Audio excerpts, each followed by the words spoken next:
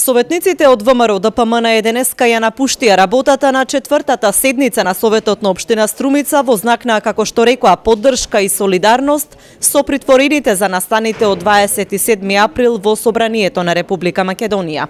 Ние како советници од советничката група на ВМРО ДПМН и Коалицијата за подобра Македонија во чест на поддршка и солидарност за нашите родолюбиви браќа македонци и сестри, мајки и татковци, родители, уставобранители на Република Македонија, кои се неправедно обвинети и притворени од страна на моменталната власт, ја напуштаме денешната седница на Советот на општина Струмица.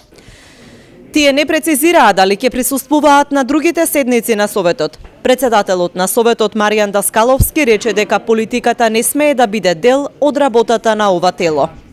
Па јас би ги запрашал овие советници дали влегувањето насилно во Собранието на Република Македонија и тепањето на претениците и присутните и новинарите е тоа патриотизам. И дали треба тие да се солидаризираат и во нивна чест да ја напуштаат седница на Советот на општина Струмица и да не да дебатираат на точките од дневниот ред што остана за расправа. Инаку на дневен ред на седницата на Советот беа 36 точки. Денес се одржа четвртата седница од Советот на општина Струмица. На дневен ред имаше 36 точки.